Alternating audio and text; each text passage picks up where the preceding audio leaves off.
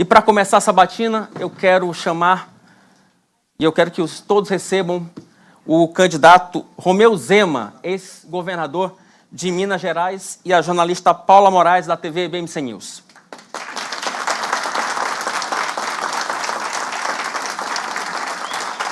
Vamos exibir agora um vídeo para que todos conheçam quem é Romeu Zema. Romeu Zema levou para o governo de Minas Gerais a visão prática de quem é administrador de empresas formado pela FGV e se tornou um empresário de sucesso. Aos 61 anos, ele busca a presidência da República após comandar o estado de Minas Gerais por 2 mandatos, com direito a uma reeleição no primeiro turno em 2022. Posicionado na direita e com forte viés liberal, Zema traz para a campanha deste ano a bandeira da máquina pública enxuta, das privatizações, da atração de investimentos e do rigor fiscal. Mais recentemente, o ex-governador agregou à sua plataforma política o combate ao que classifica como os intocáveis de Brasília, representados principalmente na figura dos ministros do STF, que se tornaram protagonistas da política nacional nos últimos anos. É a promessa de um modelo de gestão privada e responsável na presidência da República. Governador, essa pergunta não é minha, tá? Eu falei durante o discurso aqui, é uma pergunta do setor produtivo. Então, a gente representa aqui 100 mil empresas, 16 milhões de empregos. Isso aqui é uma entrevista de emprego para o próximo CEO do Brasil. Não leve para o pessoal. Governador, o senhor se vende como liberal que faria no Brasil o que fez em Minas. Mas vamos ao que de fato aconteceu. O senhor tentou privatizar a CEMIG, a Copasa, a Gasmig desde 2018 e, depois de quase 2 mandatos, nenhuma privatização saiu. E a dívida de Minas com a União ficou anos protegida por liminar. Ou seja, o estado mais liberal do país sobreviveu não pagando o que deve ao contribuinte dos outros 26. Empresário que promete e não entrega, perde o cliente.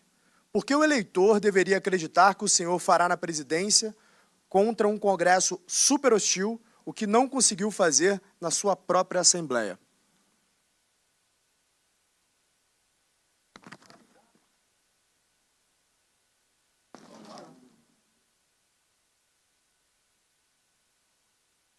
Bom dia. Bom dia. Prazer estar aqui com vocês. Agradeço muito o convite, Thales. Bom, eu acho que quem fez a pergunta deu para entender que não está bem informado. A Copasa acabou de ser privatizada há 90 dias atrás. Quem acompanha o mercado sabe disso. As estatais em Minas, durante a minha gestão, tiveram uma valorização superior a 300%. Tanto Copasa quanto CEMIG, e eu vendi participações e privatizei 118 empresas. Companhia do Lítio, Elibras, Light. Então, acho que a pessoa não está bem informada. A única empresa que não foi privatizada e será é a CEMIG, que já valorizou 300%, devido a uma gestão séria e responsável. Então, corrigindo, quem perguntou, é só ele ver que a Copasa já não é mais estatal. Além disso, questão da dívida. Dívida, todos aqui sabem, se mede por capacidade de pagamento. E durante a minha gestão como governador, o único documento que eu nunca assinei foi empréstimo. O Estado de Minas não tem nota de crédito. E o que eu fiz foi pagar o atrasado. Hoje o Estado está com tudo rigorosamente em dia. Quando eu assumi, tinha 29 bilhões atrasados. Ainda temos 6, devendo para as prefeituras e Tribunal de Justiça de Minas Gerais. Pagamentos que estão parcelados ao longo do tempo. E Minas devia 190% da receita. Hoje deve 160%. Então, a dívida diminuiu. A capacidade de pagamento do Estado melhorou muito. Como não teve corrupção, como não teve escândalo no meu governo, ficam falando a dívida nominalmente subiu. Subiu devido aos juros extorsivos de Brasília. porque todo mundo sabe como funciona. Mas, mesmo assim, a capacidade de pagamento melhorou. Vou aproveitar para exibir um slide. Nós fizemos uma pesquisa personalizada sobre cada candidato. Vamos colocar o primeiro slide para falar sobre o seguinte. Qual o melhor motivo para votar em Romeu Zema? Segundo o Instituto, a pesquisa feita pela Big Data, 45% dizem que nenhum. 11%, né, dizem que seu bom governo em Minas Gerais. 13% avaliam como empresário, sucesso como empresário, e 31% avaliam que seria um bom fato para votar em Romeu Zema, o fato dele, da promessa de ele combater os intocáveis. Acho que temos o próximo slide sobre o Romeu Zema, que eu queria, a partir desses números, lhe fazer uma provocação.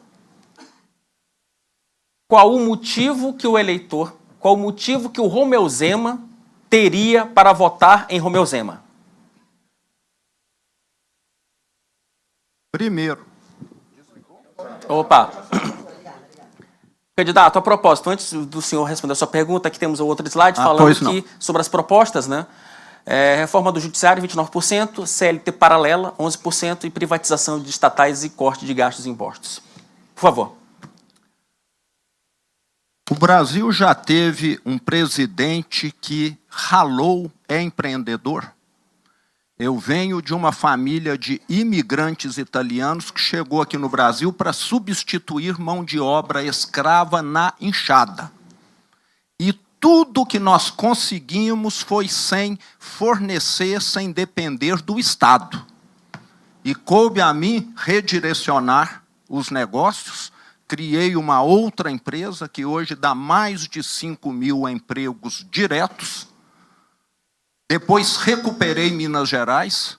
Acho que não foi por acaso que eu fui reeleito no primeiro turno em 2022. E o Estado hoje é um grande canteiro de obras em andamento e não um cemitério de obras inacabadas. Então, eu já cumpri 2 grandes desafios na minha vida. Um no setor privado, está lá uma empresa com 5.000 funcionários. Meus concorrentes à presidência fizeram isso. Eu sempre fui, igual vocês aqui, pagador de impostos. Nunca fui recebedor, até porque fui governador voluntário. Tudo que eu recebia a título de salário, eu doei para as APAES. Eu quero mostrar que é possível fazer política diferente no Brasil. E fiz em Minas Gerais 7 anos e meio sem corrupção, sem escândalo. Não levei um parente para trabalhar. Vocês já viram político fazer isso, esses de carreira? Não tem um irmão meu, um sobrinho, um primo. Ninguém forneceu para o governo. Igualzinho lá no Supremo. Exatamente igual. Entenderam? Então, eu provei. Não tenho o que falar, eles ficam falando que a dívida aumentou, mas não olha a capacidade de pagamento. Agora, não olha as empresas que eu vendi. Agora, candidato, o senhor fala de, olha, não vou colocar parente, vou ser um político diferente. Só que existe um câncer na política brasileira, que é o presidencialismo de coalizão, que já não deu certo há vários anos. Já não deu certo desde a época de Fernando Henrique Cardoso. Como o senhor vai conseguir restabelecer um presidencialismo de fato, precisando de apoio de Congresso, precisando de apoio do Senado e, principalmente, tentando dialogar com o Supremo Tribunal Federal? Eu sou totalmente contrário ao toma lá da cá. Não fizemos isso em Minas Gerais. Mas eu trouxe, principalmente na minha segunda gestão, os parlamentares para o meu lado. Nós criamos um catálogo gigante de obras, de melhorias no Estado, entregamos para todos os 77 deputados estaduais, e eu falei, se você apoiar essas obras, recuperação de estradas, construção de unidades básicas de saúde, etc., etc., para cada R$1 que você colocar de emendas, nós vamos colocar 2. E eu me comprometo a ir com você no lançamento ou na entrega da obra. trouxemos boa parte da Assembleia para o nosso lado, tanto é que aprovamos a privatização da Copasa e várias outras medidas importantes. Se for para ficar comprando mercenário, eu não concordo. Agora, candidato, só há de concordar que o governo Lula tentou, por exemplo, ter maior controle das emendas parlamentares através do Supremo Tribunal Federal, não conseguiu. Como é que você vai conseguir resolver isso? E tem um detalhe, nós já tivemos presidente que não tem o rabo preso?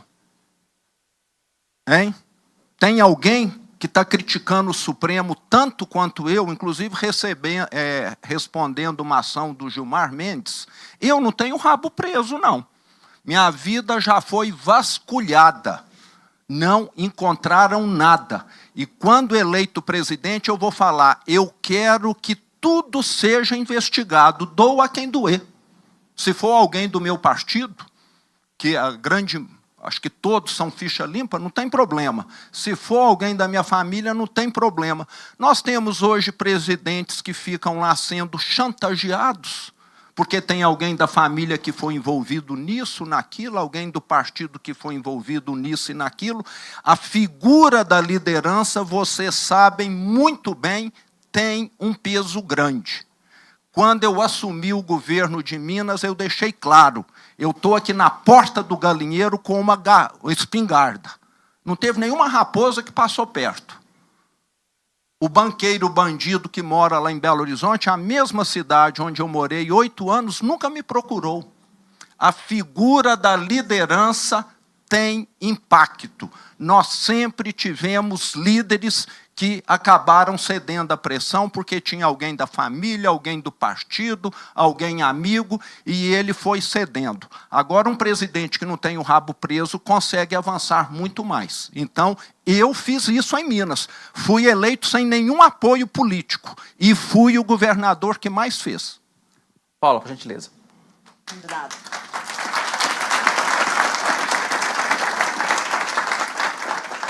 Candidato, a gente sabe aí os inúmeros desafios que o Brasil tem, mas eu vou me apegar muito aqui no campo econômico, até porque a gente está aqui com grandes empresários, CEOs, você mesmo disse que já esteve sentado aqui, sabe o quanto a nossa economia está pressionando o setor privado, a gente sabe o que precisa ser feito, que é, de fato, um equilíbrio fiscal. O Thales até trouxe um ponto interessante, que quem está pagando essa conta do desequilíbrio somos nós, empresários. Quais medidas concretas que o senhor pretende tomar, cortes, benefícios, o que será feito, de fato, para conseguir fazer aí um reequilíbrio das contas públicas, para a gente não avançar com essa trajetória da dívida pública? O reequilíbrio das contas públicas é o fundamental. Que essa taxa de juros está matando as famílias e o setor produtivo no Brasil. Recorde de quebradeira, recorde de endividamento. E eu tenho 4 frentes de trabalho. Primeiro, privatizar tudo. Para mim, não tem vaca sagrada. Inclusive Minas, Correios? Tudo. Não tem o que não privatizar. O Estado já tem uma tarefa gigante para fazer na área de segurança pública, de saúde, de educação, e ainda quer empresariar, coisa que ele não sabe fazer. Bom só para político. Privatizar, uma reforma administrativa, já devia ter sido feita há muito tempo para dar racionalidade ao Estado, uma nova reforma previdenciária. A expectativa de vida está crescendo, não tem como ficar contribuindo o mesmo tempo. Aquela reforma de 2019 já não é mais suficiente. E uma revisão de programas sociais. Precisamos do Bolsa Família, mas tem muita fraude e tem muito marmanjão que tem ofertas de emprego e se recusa tanto a trabalhar quanto a completar o ensino fundamental, o ensino médio. E eu vou rever isso. Então, são 4 frentes que nós vamos atuar. E, na hora que eu assumir a presidência, vai acontecer igual quando eu fui eleito em 2018. As ações das estatais, naquele momento, já aumentaram 40%. Eu não precisei nem tomar posse, porque o mercado sabe o que é seriedade, o que é compromisso. Candidato, o senhor traz aí medidas que são importantes, mas que elas não são feitas por decreto, elas precisam ser aprovadas no Congresso. Reforma da Previdência, reforma administrativa, as próprias privatizações. O Wilson até perguntou ali como você vai fazer, sem fazer o presidencialismo de coalizão. Qual que é a tua leitura e teu plano, de fato, de conseguir efetuar todas esses projetos para que não se tornem só promessas de campanha, mas eles sejam executados? Candidato, deixa eu até aproveitar a pergunta da colega Paula para entrar em outro ponto aqui especificamente. O senhor fala de reforma administrativa, reforma previdenciária, só que as duas primeiras, existe um problema grave em Brasília, que é o lobby do funcionalismo público. E muito deputado não coloca o dedinho lá a favor de uma reforma administrativa porque tem medo dos votos que pode perder por conta do lobby do funcionalismo público. E aí, como resolver isso? Eu não sou político de carreira. Tem que ficar muito claro. Eu não importo de ser presidente de um mandato para fazer aquilo que é necessário no Brasil. Me desgastar, ficar impopular, eu vou voltar para minha casa satisfeitíssimo, como eu fiz em Minas Gerais. Eu não fui eleito para ser o governador bonzinho, eu fui eleito para fazer o que Minas precisava. Só que as pessoas viram que o que Minas precisava foi o que melhorou a vida das pessoas. Então eu não importo de ser o boi de piranha. O presidente que vai, adota uma série de medidas impopulares e, em 4 anos, ajudou muito o Brasil, mais do que quem fica lá 8 anos só tentando apoio político. Acho que vocês estão vendo aqui pela minha fala que eu sou um pouco diferente da lógica política.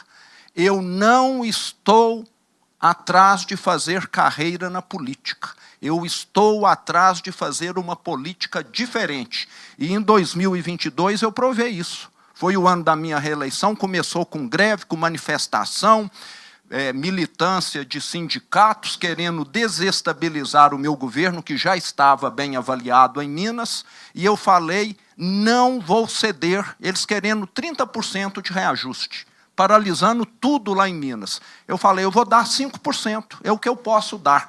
Prefiro perder a eleição e entregar um Estado viável para o meu sucessor do que ganhar a eleição e ficar com um Estado ingovernável na mão.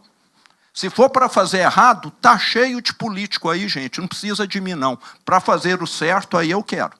Ô candidato,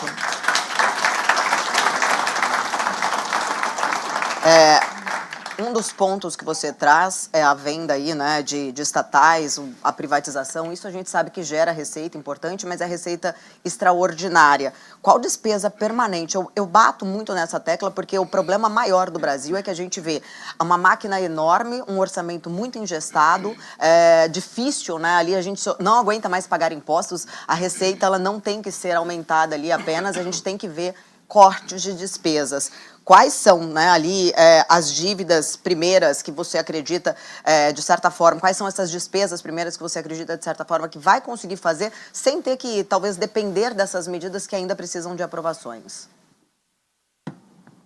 Bom, só de nós termos um presidente que tem um histórico de austeridade, de responsabilidade, o mercado já precifica diferente.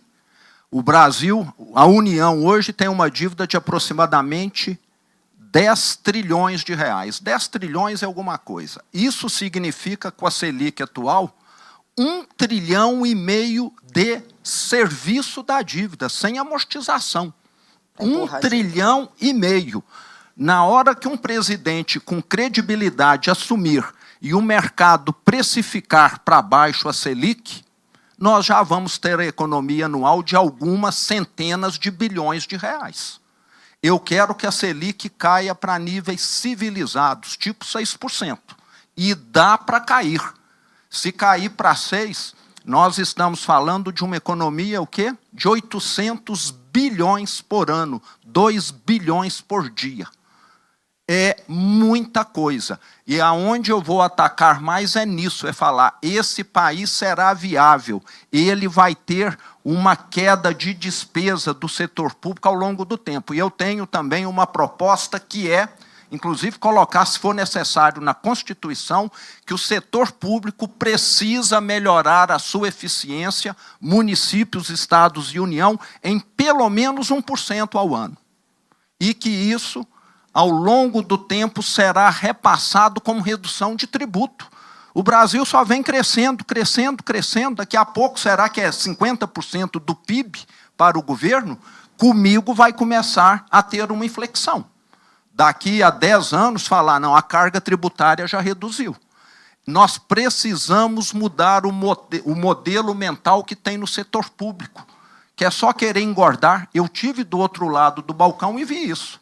Então, dá para fazer, mas precisa ter alguém que fala, eu tenho coragem e eu vou fazer. O que nós temos é gente que só cede à pressão. Candidato, você traz aí o mercado, claro, né? Ele traz aí muito essa questão da confiança, isso melhora as expectativas, mas o Banco Central, ele não corta os juros somente com isso, né? A gente precisa aí de medidas mais concretas, né? Um presidente, ele não define a Selic. Qual será o resultado fiscal concreto que você acredita aí que vai produzir essa queda mais significativa dessa dimensão dos juros?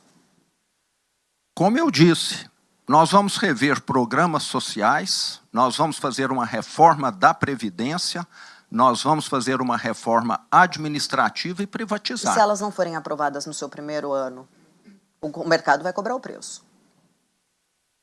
Como eu falei, eu não tenho plano de reeleição. Eu tenho plano de fazer mudanças. Pessoal, em Minas Gerais eu fui eleito sem fazer nenhuma promessa. Eu fui eleito governador simplesmente falando, eu vou fazer o certo. E olha o que nós fizemos lá em Minas. Então, eu tenho certeza que alguém com credibilidade leva isso adiante. Nós estamos falando de economia de alguns trilhões de reais nos próximos 20 anos.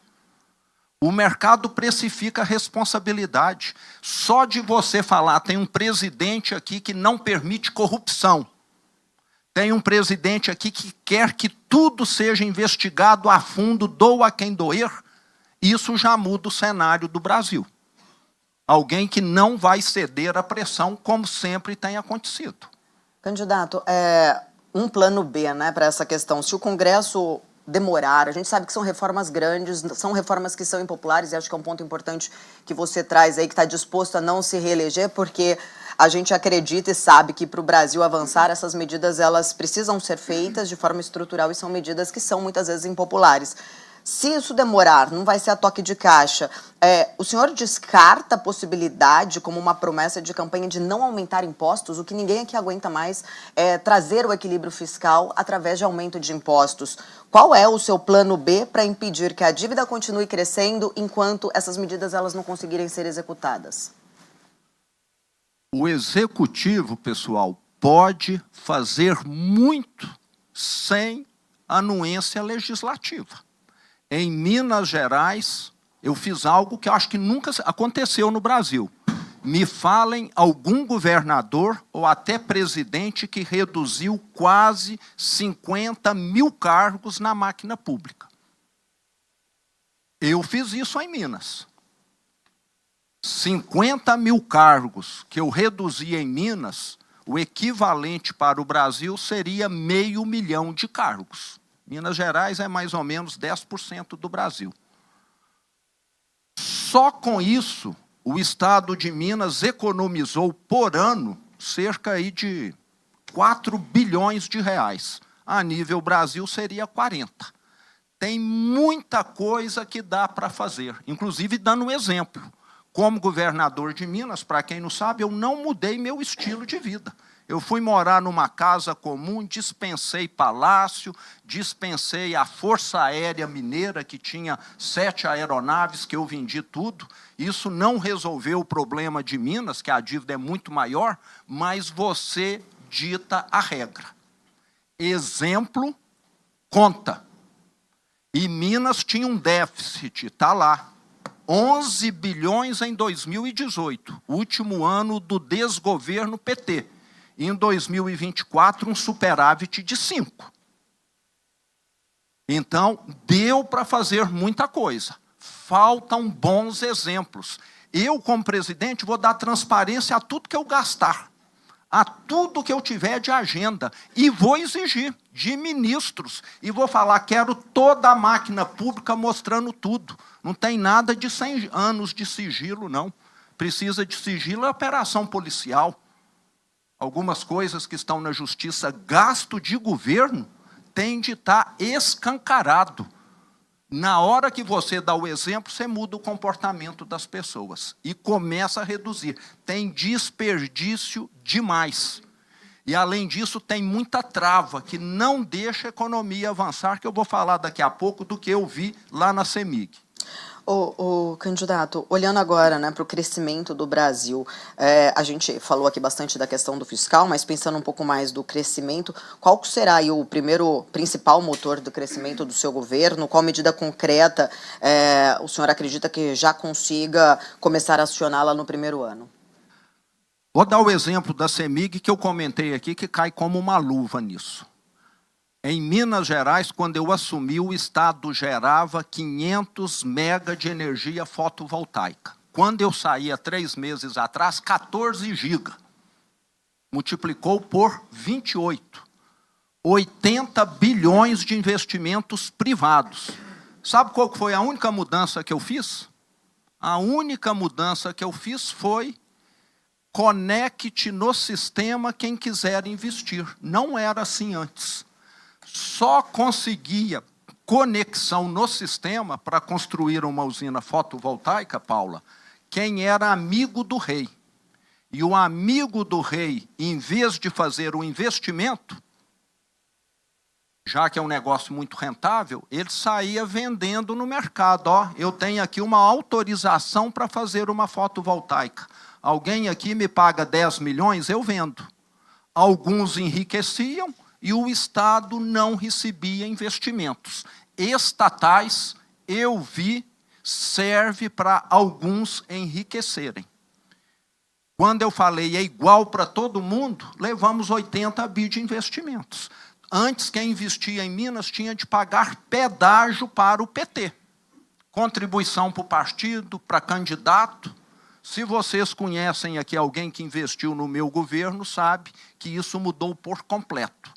Na hora que você tira essas travas, na hora que você fala, está aqui o meu telefone, ligue para mim se tiver algum problema na Secretaria da Fazenda, do Meio Ambiente, da Saúde, como eu fiz, você começa a ver a coisa andar.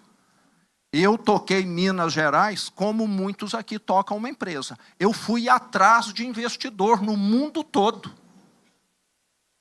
Vim aqui em São Paulo não sei quantas vezes para deixar claro, invista que eu garanto que vai ter energia elétrica, invista que eu garanto que essa estrada aqui, que não está boa, vai ser recuperada e assim por diante. Em vez de ficar num escritório, num gabinete, tomando um cafezinho com um bajulador, que é o que os políticos fazem.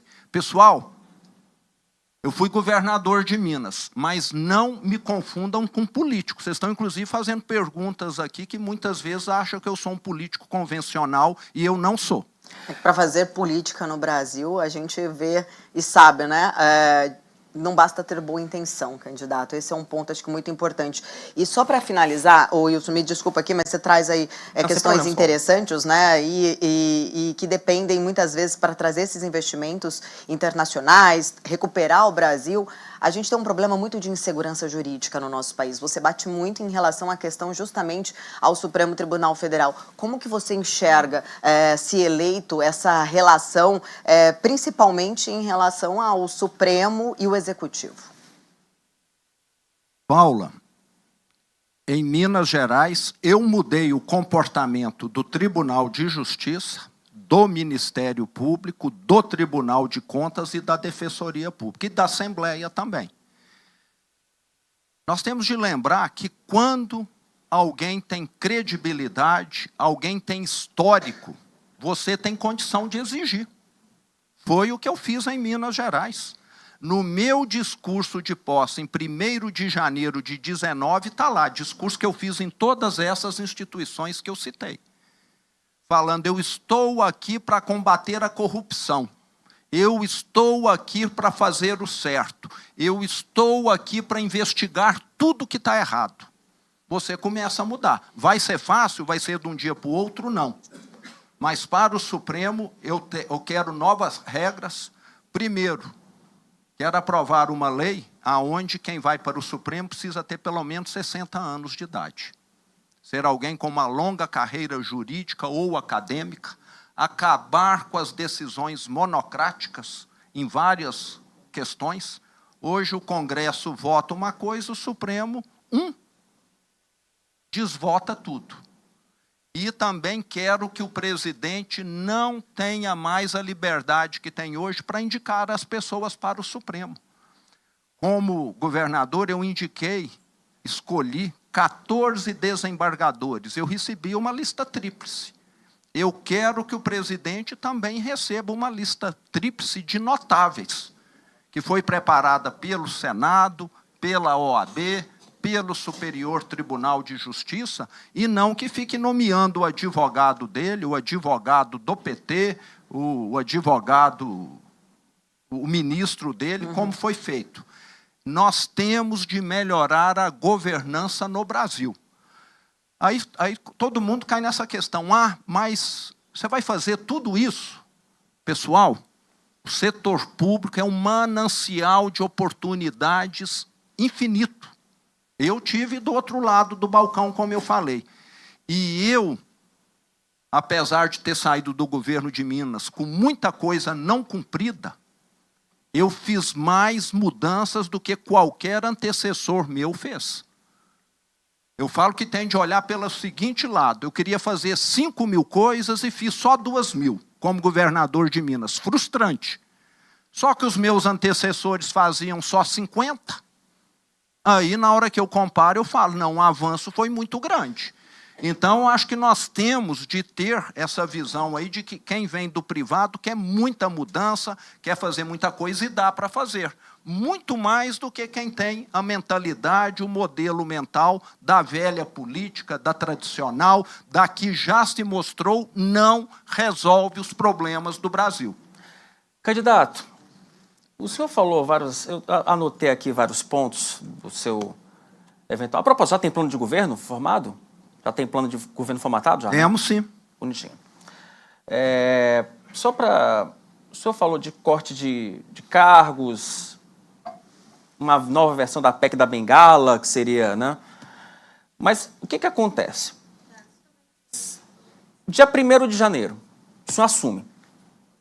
A Paula tocou num ponto que eu acho que é fundamental nesse debate, nessa conversa, que é a operacionalização de várias dessas propostas. Porque, assim, Arthur Lira, presidente da Câmara, todo poderoso, com o Centrão do lado, tentou fazer uma reforma administrativa, não conseguiu. Hugo Mota começou a pensar uma reforma administrativa, não conseguiu. Reforma administrativa depende de PEC. Reforma previdenciária depende de PEC. 309 votos na Câmara e 40 e quase 50 votos no Senado. Então, assim, são missões difíceis. Mas eu quero trazer um pouco para uma questão mais simplória. 1º de janeiro, o senhor assume. Quais são os decretos, medidas provisórias que no primeiro dia de governo o senhor vai assinar para conter gasto, para cortar gasto e para melhorar esse ambiente de negócio? De forma prática. Bom, nós temos um programa de governo que, se eu fosse falá-lo aqui com mais detalhes, a gente ficaria o dia todo aqui. Mas eu vou bem na linha do que eu comentei aqui. Primeiro, quem estiver no setor público precisa ter total transparência em todos os gastos, em todas as agendas, acho que até telefonemas. Eu, como governador, não tive agenda secreta, não encontrei com ninguém na calada da noite. Você começa a mudar a forma que o sistema público opera. Você vai conseguir de um dia para o outro? Não, mas à medida que for batendo, eu já fui pai. A gente sabe que para a criança começar a tomar banho todo dia, você tem de arrastar ela para o banheiro meses ou anos, depois ela aprende sozinha. E mudança de comportamento é isso. Quero fazer as privatizações, como eu mencionei aqui, vou mandar a reforma da Previdência. Eu não vou ficar fazendo... Via PEC ou via projeto de lei? O que for mais viável. O que é viável é projeto de lei. Então, que seja projeto Só de que lei. depois isso pode criar uma insegurança jurídica com o Supremo. Nós vamos fazer aquilo que for melhor. Tá certo? Então, nós falamos reforma da Previdência, revisão dos programas sociais, isso depende só do Executivo. Só. Não depende de legislativo, não. Dá para fazer, enxugar a máquina pública. Quantos ministérios hoje? 38 ou 39 ministérios. Dá para ficar com 22. Na hora que você sinalizar, o comando mudou, aqui agora tem responsabilidade. Eu sou um presidente que não trouxe um parente. Não tem ninguém da minha família se aproveitando do meu cargo. E eu quero que funcione desse jeito. Você sinaliza muita coisa e consegue iniciar as mudanças. No dia seguinte, tudo mudou? Não. Lá em Minas Gerais, até hoje, está mudando. Mas está na direção correta. O problema do Brasil é que hoje nós estamos na direção ruim. O Brasil está vivendo, nós sabemos, um círculo vicioso. E nós temos de mudar isso para um círculo virtuoso. Você vira a chave e as mudanças começam. Eu, como vocês aqui, não acredito em milagre, não. Alguém que assume uma empresa que é uma massa falida, que era o caso de Minas Gerais, não foi de um dia para o outro que mudou de menos 11 bilhões para mais 5 bilhões, como eu disse. Foi ao longo de 7 anos. Então, dá para fazer. E no primeiro dia, nós já vamos mandar uma série de medidas.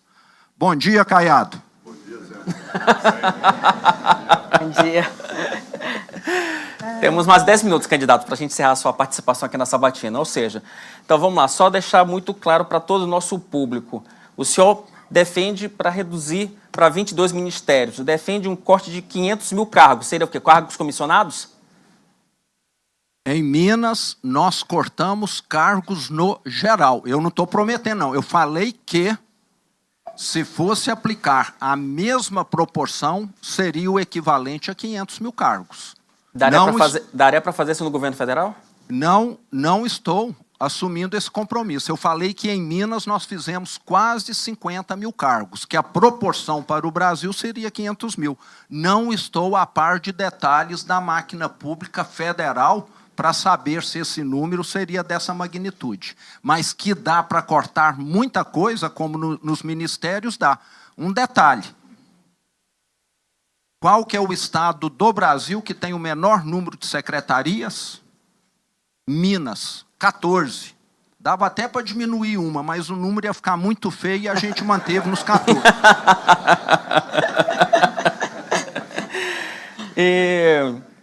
Candidato, enfim, eu quero só aproveitar que nós temos aqui 8 minutos e 40 segundos para falar um pouco de política, se a colega Paula vai me permitir rapidamente, só para a gente fechar no final. Eu, como repórter de política, não tem como. O senhor tem vice? Vai ser definido até amanhã. Amanhã nós anunciaremos. Vai ser definido até amanhã ou já define agora? Não, até amanhã. Provavelmente alguém do partido. Chapa pura. Exatamente. Mas não houve nenhum avanço com Democracia Cristã ou com algum outro partido, não é? Tem conversas, mas o mais provável é que fique internamente mesmo. Tá certo. Candidato, deixa eu aproveitar agora esse restinho de tempo para fazer um bate-bola, né? Ser bem curto, rápido, objetivo, sim ou não, porque são alguns temas mais gerais, mas acho que é bom para o eleitor, para que ele tenha noção, né, de quem pretende sentar na cadeira da presidência da República. Redução da maioridade penal, a favor ou contra? Totalmente favorável. Tem inclusive uma sugestão aqui de plateia. Homeschooling, aquele modelo de educação domiciliar, a favor ou contra? Eu sou favorável a que a pessoa estudar onde quiser, desde que tenha um bom aproveitamento, que seja avaliado através de um teste. Talvez o homeschooling pode ser até melhor do que as escolas. Criminalização do aborto, a favor ou contra? Eu sou favorável a manter como está hoje. Impeachment de ministro do Supremo Tribunal Federal. Totalmente favorável. Se Deus quiser, nós vamos ter um Senado que vai ser renovado e vai fazer isso. Temos lá frutas podres que precisam ser eliminadas. Manutenção ou cancelamento de Bolsa Família? Manutenção do Bolsa Família com aperfeiçoamentos. Quem estiver recebendo Bolsa Família, tiver propostas de emprego, principalmente quem não cuida de crianças e idosos, vai ter de aceitar a proposta ou vai ter o pagamento suspenso. Indulto ao ex-presidente Jair Bolsonaro? Sou totalmente favorável à revisão de todos esses julgamentos que tiveram caráter político e não judicial. Instituição de pena de morte no Brasil? Sou favorável para determinados crimes, sim. Quais? Tipo serial killer, esses estupradores que nunca param, é só soltar que ele comete outro crime. Nós temos de ter algumas penas que realmente sejam à altura do que a gente sabe a pessoa cometeu e que não vai consertar, como temos em outros países. Países, vamos lembrar, civilizados, têm pena de morte hoje. Autonomia financeira e administrativa da Polícia Federal? Favorável. Reforma do Poder Judiciário? Totalmente necessária. É um dos poderes que mais precisa de mudanças. Fundão eleitoral? Sou contrário ao patamar que ele tem. Precisa ser reduzido. É muito dinheiro que vai para os partidos para poder fazer marketing e isso não gera nenhum retorno para a população.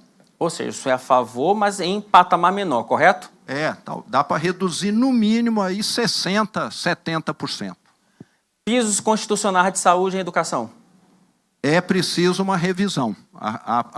O Brasil está envelhecendo, nós estamos precisando cada vez de mais recurso na saúde e cada vez temos menos alunos na educação. Autonomia administrativa do Banco Central? Totalmente favorável. O Banco Central tem de ser a agência reguladora da moeda. A função dele é manter a moeda intocável. Trabalha a partir de 14 anos?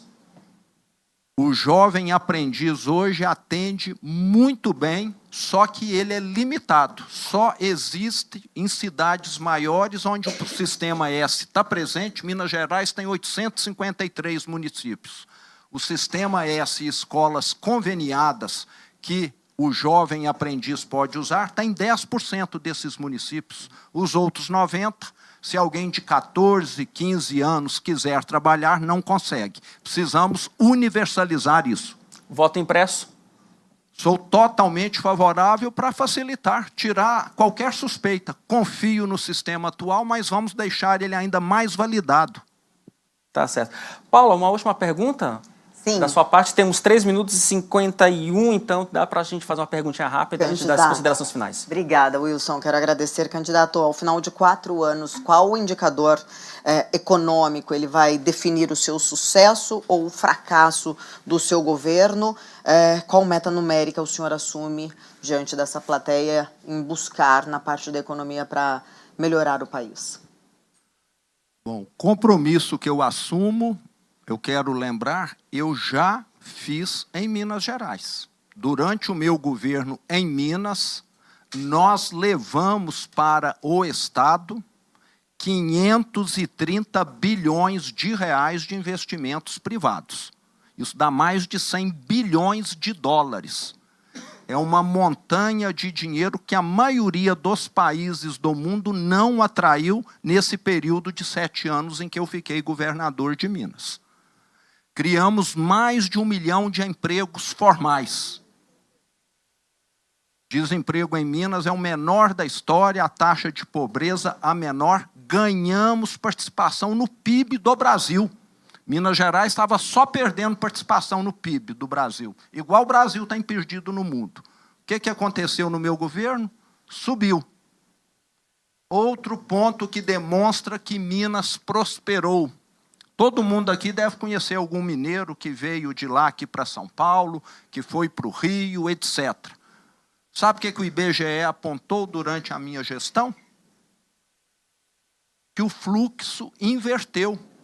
em vez de ser mineiros saindo de Minas Gerais, são brasileiros indo para Minas Gerais. Ou seja, as pessoas vão para onde tem oportunidade, para onde sentem que estão seguras. E o Brasil hoje tem 5 milhões de brasileiros morando fora. No dia que o Brasil tiver uma economia dinâmica com oportunidades, boa parte desses brasileiros vão voltar. É isso que eu quero.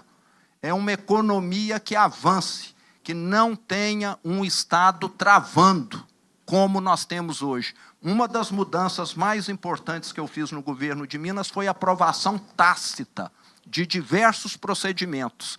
Antes, o empreendedor ficava esperando o Estado. Nós colocamos limites. Se o Estado não avaliar em até 30 dias, uma série de questões está aprovado. E depois que o Estado fiscalize. Antes ficava esperando um fiscal ir lá ver o estabelecimento, ir lá confirmar se estava tudo ok. Hoje é tudo aprovado por decurso de prazo, sujeito a uma fiscalização posterior. É o Estado confiando em quem trabalha, em quem investe, em quem gera emprego, em quem paga impostos. Aqui no Brasil o setor produtivo é tratado como criminoso.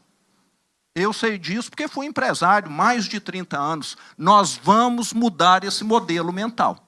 Candidato, só para a gente encerrar, 35 segundos para suas considerações finais, por gentileza. O que eu quero dizer é o seguinte, o Brasil não é um país fracassado. O Brasil é, sim, um país roubado. Isso é que acontece hoje. Em Minas, nós acabamos com as raposas. Em Minas, não tem mais aquela questão de político rico e povo pobre. Nós mostramos que dá para levar para o público muito de ferramenta do gestão que todo mundo aqui sabe fazer e aplica todos os dias. É nós enfrentarmos esse sistema que está falido. É gente que nasceu dentro da política, viveu lá dentro e acha que é comum ficar distribuindo favor, ficar distribuindo cargos, etc. O que nós não fizemos em Minas Gerais. Dá para fazer diferente. Só que é preciso ter alguém diferente. Alguém do sistema dificilmente vai querer mudar. É igual um turnaround numa empresa. Às vezes, promover um diretor não resolve, não. É preciso trazer alguém de fora que tenha uma visão diferente. E é isso que o Brasil precisa. E Minas é uma excelente amostra do Brasil. Um pedaço de Minas é igual São Paulo, outro igual ao Rio, outro igual ao Centro-Oeste, outro igual ao Nordeste. O que funciona em Minas, funciona no Brasil. Muito obrigado. Romeu Zema.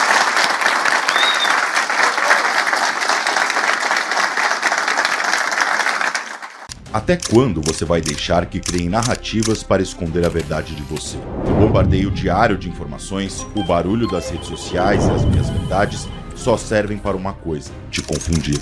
Mas o jogo político real acontece nos bastidores. E Rodolfo Borges. Mas existe um lugar que não baixa a cabeça, onde a velocidade da notícia em tempo real de um antagonista se une à investigação profunda, sem amarras, da revista Cruzoé. Nós vigiamos quem está no poder, não importa o partido. Assinar o nosso combo significa ter na palma da sua mão os bastidores de Brasília em tempo real, análises de quem conhece o jogo político por dentro e grandes reportagens que a imprensa tradicional muitas vezes prefere não mostrar. E hoje você não precisa escolher entre a agilidade e a profundidade. Preparamos uma condição exclusiva para o nosso público do YouTube. Um combo promocional imperdível para você garantir o acesso total ao antagonista e à Cruzoé por um valor que cabe no seu bolso. Não seja apenas mais um espectador da história. Faça parte do jornalismo que incomoda os poderosos e defende a sua liberdade. Clique no link aqui embaixo na descrição ou aponte a câmera para o QR Code na tela. Assine o combo agora e mude sua forma de ver o Brasil.